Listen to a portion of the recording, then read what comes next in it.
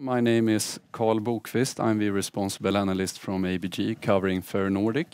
Welcome to Introduce Investor Days. And with us today, we have the pleasure of Erik Danemar, CFO.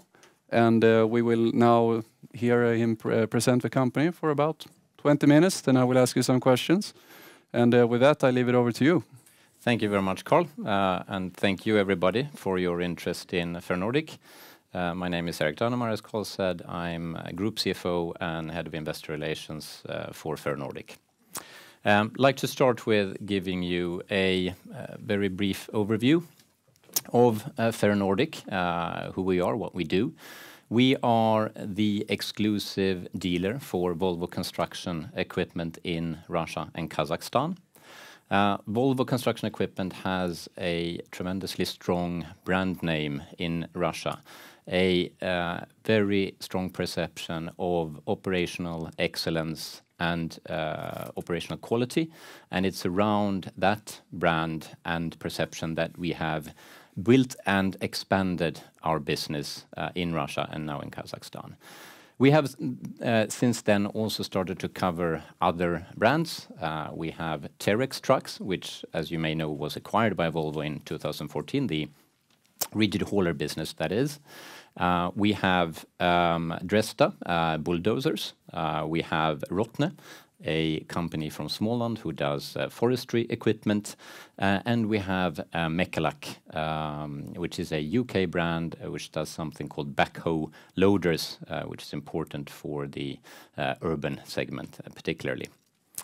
We do sales of new equipment, but also used construction equipment, and we do used trucks as well. We don't sell new trucks in Russia or Kazakhstan. We put a lot of effort and emphasis on our aftermarket business, that's service and spare parts. It is a critical part of our delivering value to our customers. Without a strong aftermarket business, it's very hard to sell new construction equipment. And of course, without having sold construction equipment in the first place, it's hard to do aftermarket business. So this is a very important part of our business. We are aftermarket dealer for Volvo and Renault trucks in certain parts of Russia, 10 locations at this point, and we're also dealer for Volvo Penta, again in certain parts of Russia. We are currently investing in a remanufacturing plant. I will get back to what that is a bit more, and we're also seeing big growth in a segment of our business which we call contracting services, which we find very exciting. We're listed on Nasdaq since November 2017, and we have approximately 60% free float on the exchange. Some high-level development numbers from the business. When the business started in the middle of 2010, there was 160 people. We're now close to 1,150.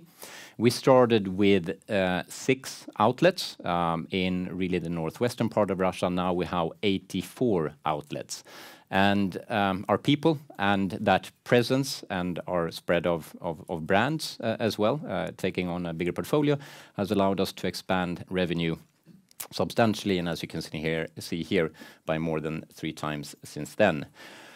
Something on the customers that we serve, so you get a sense of that to your lower right. I hope everyone can see it. What we want to show is that within the Russian and Kazakh context, it's a fairly diversified portfolio of customers.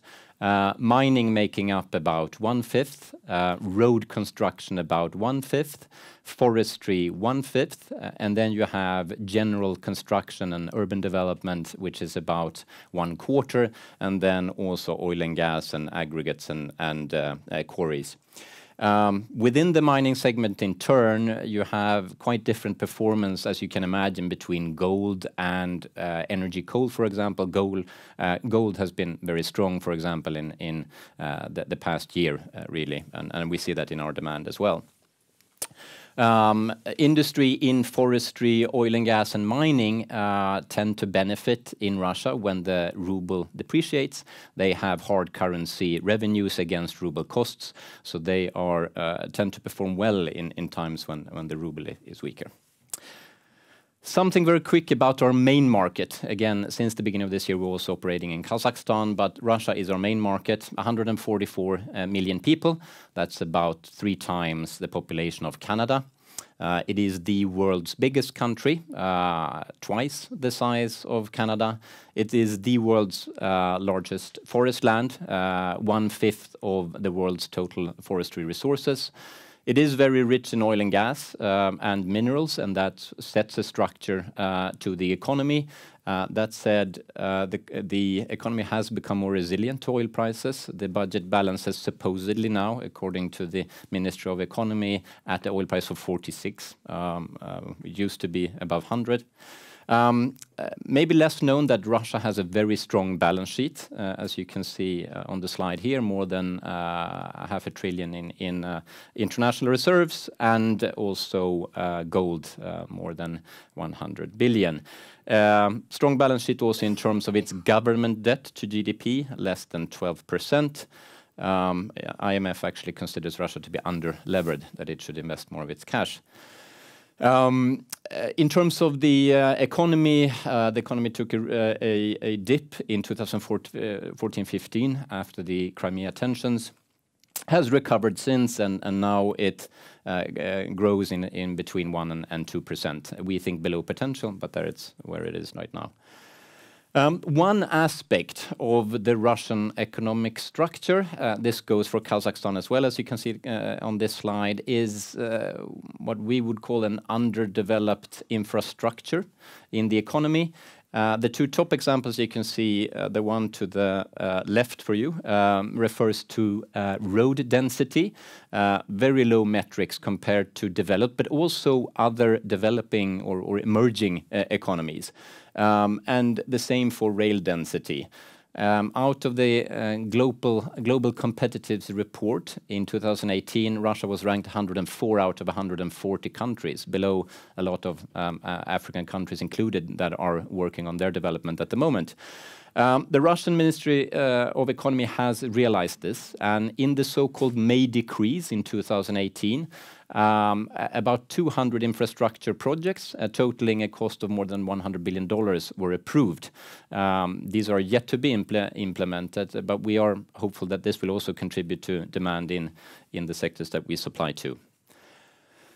Looking at how our market has developed, I want to stress first that these are imported brands, so our peers. This is our addressable market. On top of this, you would have about another 50% of Chinese and Russian. Russian would be very small. There are very few Russian producers.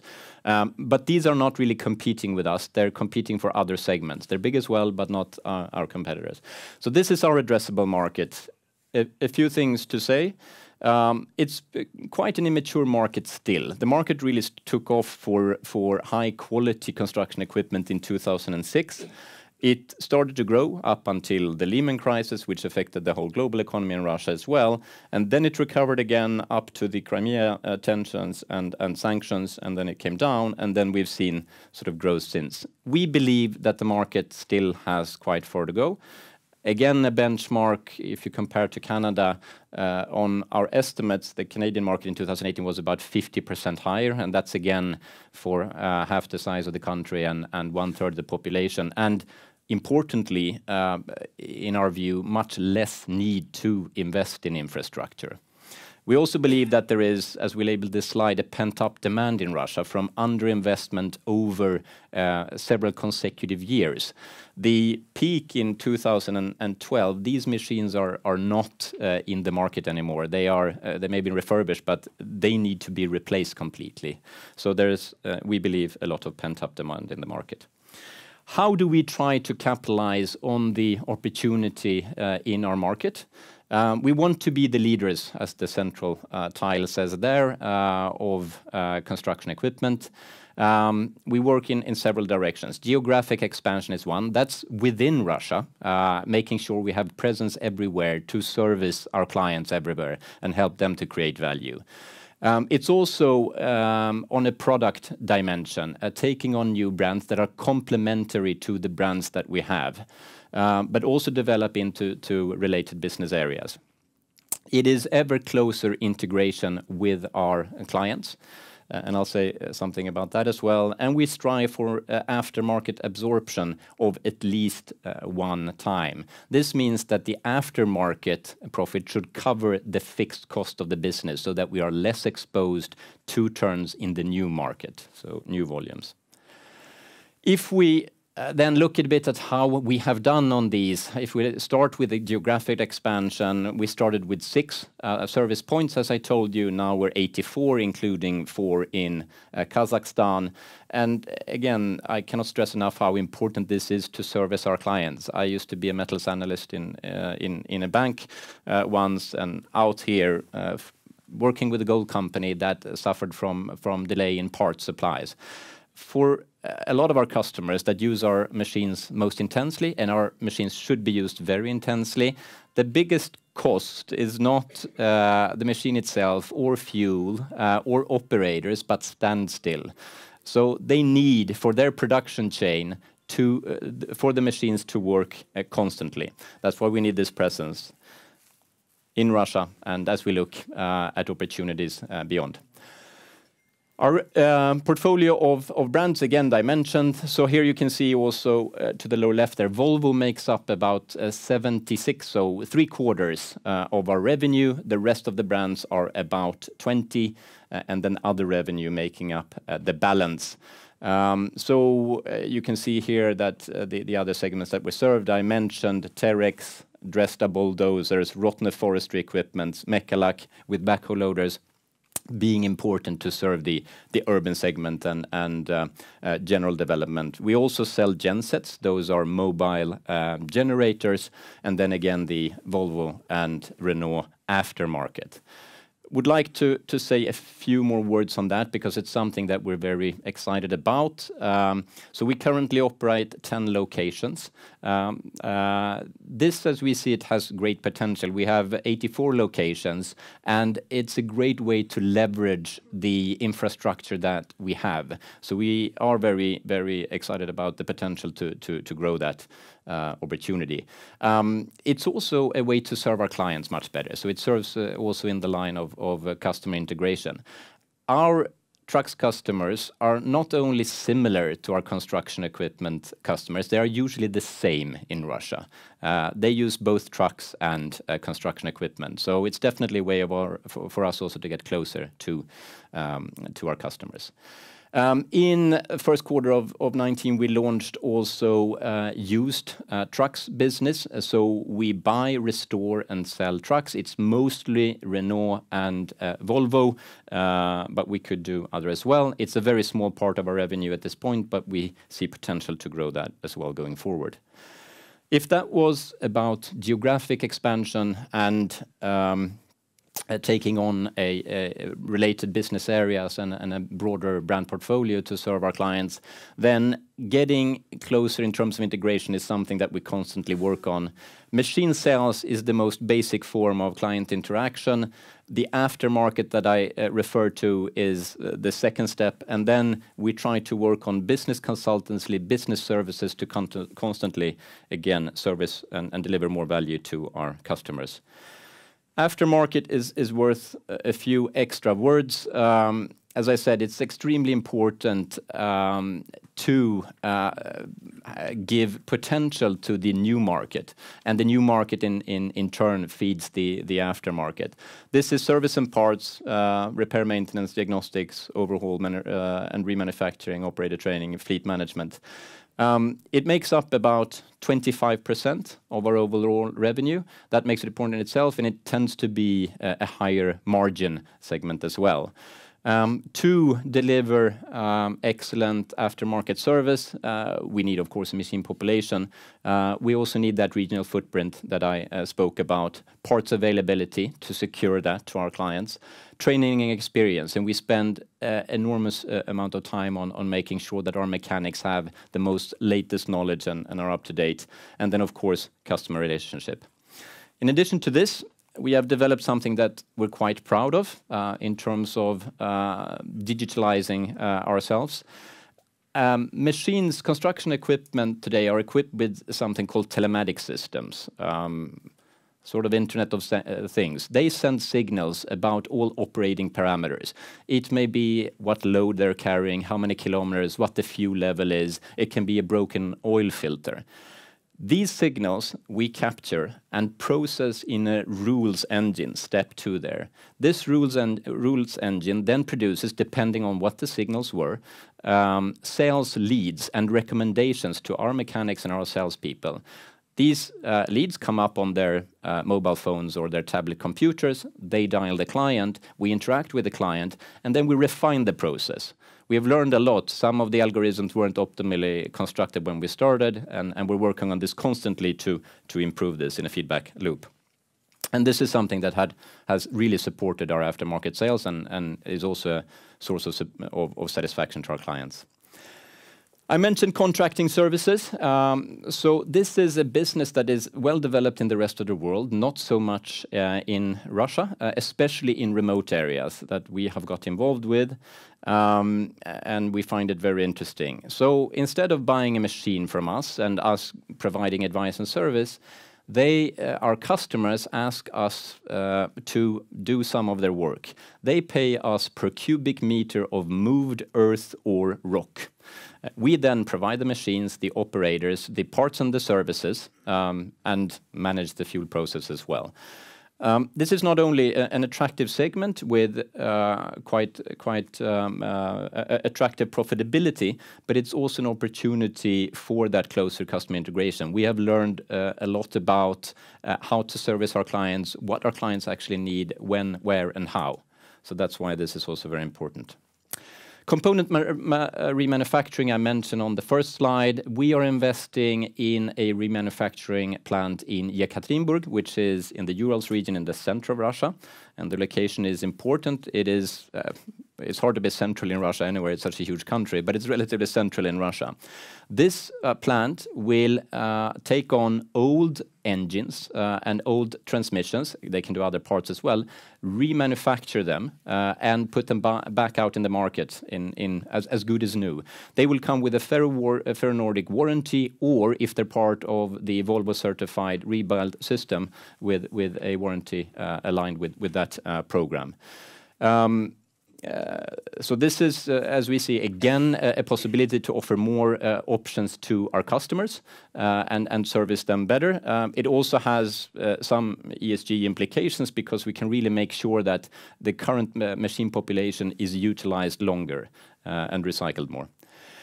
We expect some negative impact on cash flows and margins in this year and the next, but then for this to become a positive contributor to the business overall. Some 3 to 5% of revenue.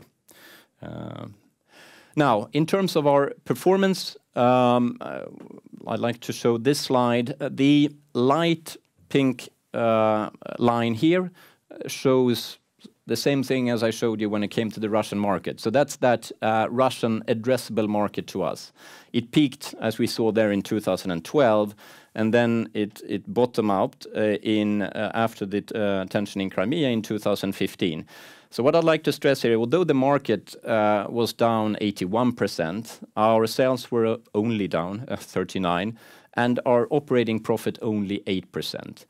And this points to some resilience in the business. A big part of the reason that we were able to maintain a high operating profit was, of course, that we reacted as a company. We did cost manage, but it's also that aftermarket, which has higher margins. And when customers buy less new equipment, they need to do more maintenance and parts on their old equipment to make it work longer.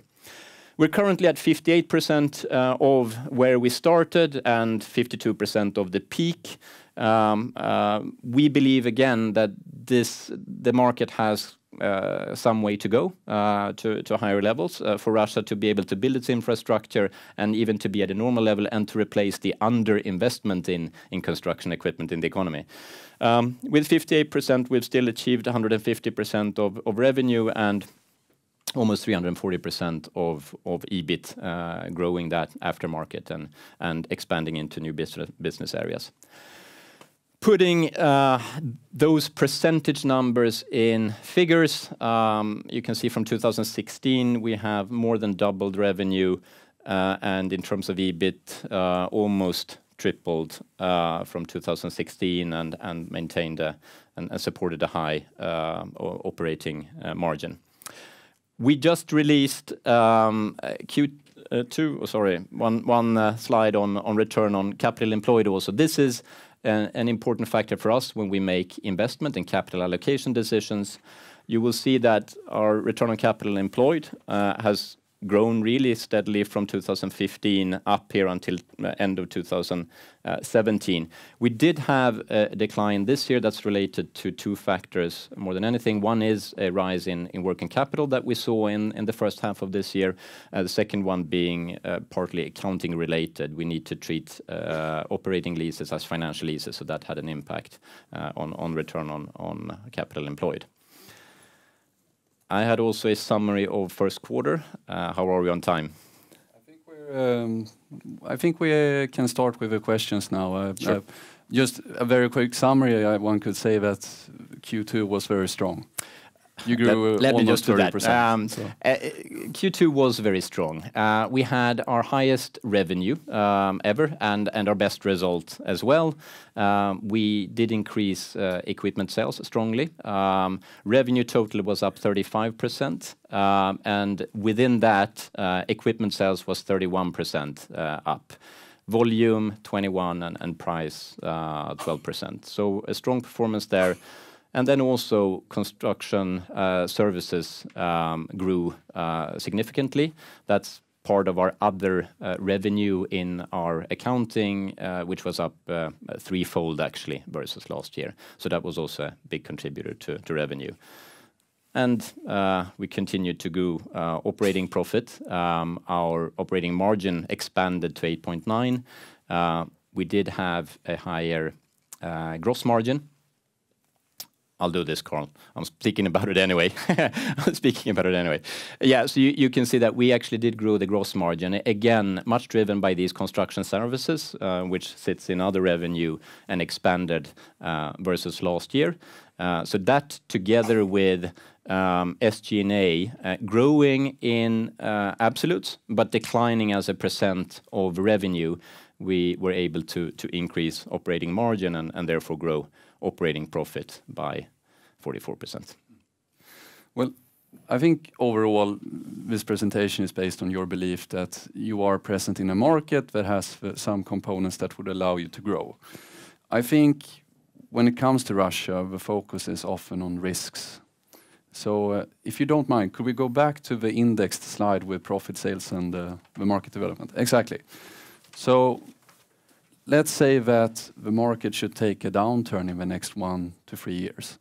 What sort of actions do you take to be able to make sure that the operating profit perhaps could not go down that much? Yeah, I think we are in a cyclical business. That's we can't run away from that.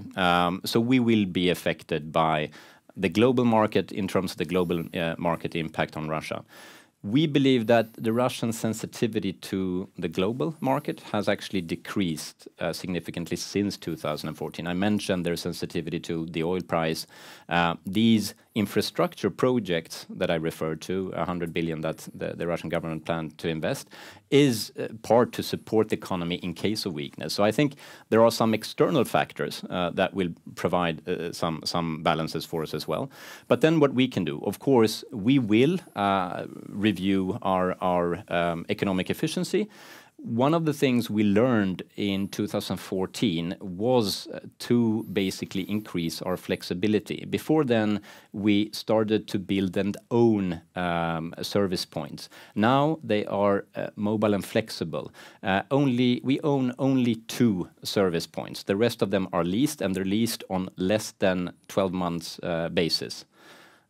So that's another one. We can react sort of quickly to that. But of course, I would want to stress even more that we will continue our presence. We will be with our clients if there is a downturn, and we will focus more on that aftermarket segment and the other businesses that we have, also helping them in terms of the higher efficiency we deliver in contracting services, for example. And then perhaps a qualitative question here. You have a history of paying out dividends.